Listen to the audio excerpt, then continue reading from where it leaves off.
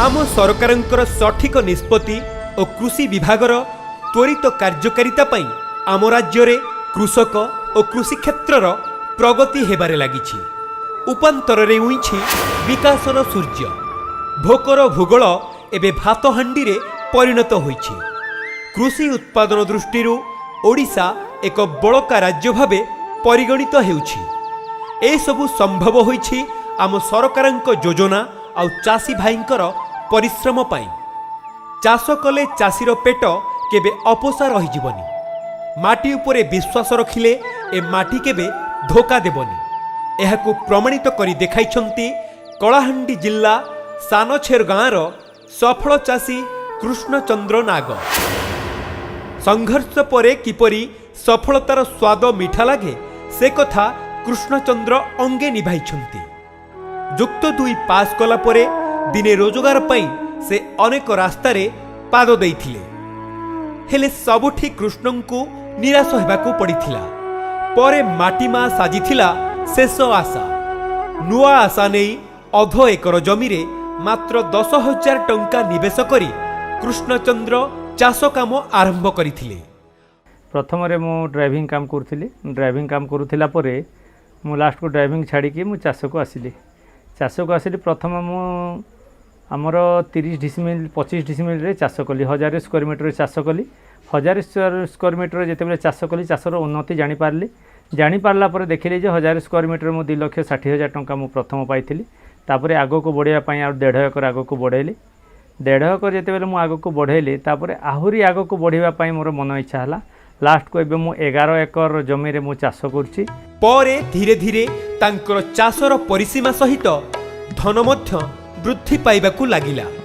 निजर परिश्रम आउ दृढ़ मनोबल पाई से गोटिए परे गोटिए सफलतार सीढ़ी चढ़िबारे लागिले। एबे 11 एकर जमी रे कृष्णचंद्र करिछंती समन्वित चाष।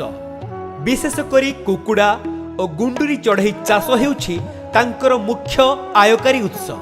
11 एकर विस्तीर्ण जमी रे कृष्णचंद्र एक फार्म निर्माण करिछंती। एथिरे से आधुनिक उपाय रे कुकुड़ा चिया उत्पादन करुछंती। कुकुड़ा पाली अंडा फुटाइबा परे सेथिरु चिया उत्पादन करा जाउछि। आम राज्य रे कुकुड़ा चाष वृद्धि पाउथिबारु चियार चाहिदा अधिक रहिछि। एणु एथिरे मनोनिवेश करी कृष्णचंद्र लाभवान हेउछंती। से पालिथिबा कुकुड़ा मध्यरे रहिछि कड़कनाथ, बनराज, सोनाली प्रजातिर चाहिदा थिबा दामी कुकुड़ा। कुकुड़ा छड़ा से गुंडुरी चढ़ई चाषरे मध्य सफल होइछंती। भुवनेश्वर सीपीडीओ केन्द्ररू चढ़ई पिछा 2 टंका दर रे किणी एहार पालन करिछंती। एबे एहाकू चढ़ई पिछा 50 रु 70 टंका रे बिक्री करुछंती। निजे आधुनिक उपाय रे गुंडुरी चिया मध्य उत्पादन करुछंती। एहा व्यतीत कृष्णचंद्र छेली चाष करिछंती। फार्म मध्यरे एकाधिक पोखरी रे माछ चाष मध्य करा जाउछि। माछ सहित पोखरी रे उन्नत प्रजातिर बतक और मोतीहंस पालन करिछंती। कुकुड़ा, गुंडुरी चढ़ई, माछ आदि पई प्रतिदिन विपुल परिमाण रे दाना आवश्यक हेउछि। एणु निजर आवश्यकता मेंटाइबा पई से निजे दाना प्रस्तुत करुछंती। एसबु व्यतीत से परिबा चाष करी मध्य बेस सफल होइछंती। तांको जमीरे कलरा, लंका, झुडंग, बाइगण भली अनेक प्रकारर परिबा चाष करा जाइछि। फार्म रु उत्पादित समस्त प्रकार द्रव्य को निकटस्थ बजार समेत राज्यर बड़ सहर और पड़ोसी छत्तीसगढ़ को मध्य बिक्री पाई पठा जाई थाए। चाष कार्य पाई कृष्णचंद्र को आम सरकार तरफरु समस्त सहायता जोगाई दिया जाई अछि। जल सेचन सुविधा पाई जलनिधि योजना रे एक बोरवेल निर्माण करा जाइछि।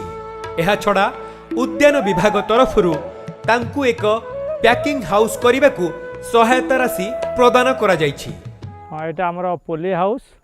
एटा हम 2017-18 हॉर्टिकल्चर दिया आम फार्मर 50,000 टंका देथिलो आउ 50,000 टंका हमर हॉर्टिकल्चर सब्सिडी देथिले। कलाहांडी रे पियाज चाष भल होइथाय।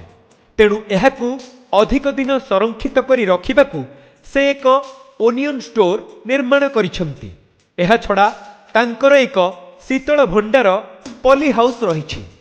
ଏସବୁକୁ ସରକାରୀ ରିହାତି ରାଶିରେ ନିର୍ମାଣ କରାଯାଇଛି। ଚାଷ କାର୍ଯ୍ୟରେ ସୁବିଧା ପାଇଁ କୃଷ୍ଣଚନ୍ଦ୍ରଙ୍କର ବିଭିନ୍ନ କୃଷି ଯନ୍ତ୍ରପାତି ରହିଛି। ଚାଷ କାର୍ଯ୍ୟରେ ତାଙ୍କ ପତ୍ନୀ ସହାୟତାର ହାତ ବଢ଼ାଇଛନ୍ତି। ଚାଷ କାର୍ଯ୍ୟରୁ ସେ ବାର୍ଷିକ 18 ଲକ୍ଷ ଟଙ୍କା ରୋଜଗାର କରୁଥିବା ବେଳେ ଏଥିରୁ 11 ଲକ୍ଷ ଟଙ୍କା ହେଉଛି ଲାଭ ରାଶି। ଆଉ ସେ 11 ଏକର ଜମି ଭିତରୁ ମୋର 4 ଏକର କରଲା ଅଛି, 1 ଏକର ଲଙ୍କା ଅଛି, 2 ଏକର କଦଳୀ ଅଛି, ଆମ୍ବ ଗଛ 1.5 ଏକର ଅଛି, ମାଛ ଚାଷ ପାଇଁ ବନ୍ଧ ଅଛି, ତାପରେ ବତକ ରଖିଛି, ଗୁଣ୍ଡି ଚାଷ କରିଛି, କଡ଼କନାଥ କୁକୁଡ଼ା ଅଛି, ସୁନାଲି କୁକୁଡ଼ା ଅଛି, ତାପରେ ହେଚିଂ ମେସିନ୍ ସେଲକୁରୁ ପାଇଥିଲି ହେଚିଂ ମେସିନ୍, ତାପରେ ଆମର 10 ମେଟ୍ରିକ୍ ଟନ୍ର କୁଲ୍ ଚେମ୍ବର ଅଛି, ଗ୍ରେଡ଼ିଂ ମେସିନ୍ ଅଛି, ତାପରେ ପୋଲି ହାଉସ୍ ଅଛି, ଓନିଅନ ଷ୍ଟୋରେଜ୍ ଅଛି। ସବୁ ଯାହା ହେଉଛି ଆମର ହର୍ଟିକଲଚର, ଏଗ୍ରିକଲଚର, ଭେଟନେରୀ ଏମାନଙ୍କଠୁ ମୁଁ ସବସିଡ଼ିରେ ମୁଁ ସହାୟତା ପାଇଛି। ସଫଳ ଚାଷୀ ଭାବେ ସେ ଜିଲ୍ଲା ତଥା ରାଜ୍ୟ ସ୍ତରରେ ପୁରସ୍କୃତ ହୋଇଛନ୍ତି। ତାଙ୍କର ଇଚ୍ଛାଶକ୍ତି ଆଉ ମନୋବଳ ପାଇଁ ସେ ଆଜି ସଫଳତାର ଶୀର୍ଷରେ ପହଞ୍ଚି ପାରିଛନ୍ତି। ଆଉ ମୁଁ ପରିବାର ବହୁତ ଖୁସିରେ ଚଲୁଛି ଚାଷ କାମ ପାଇଁ। ଆଉ ମୁଁ ଚାଷୀମାନଙ୍କୁ ଏତିକି ମୁଁ ଅନୁରୋଧ କରି କହିବି ଆଗକୁ ଚାଷକୁ ଆଗକୁ ବଢ଼େଇ 2 ପଇସା ରୋଜଗାର କରନ୍ତୁ।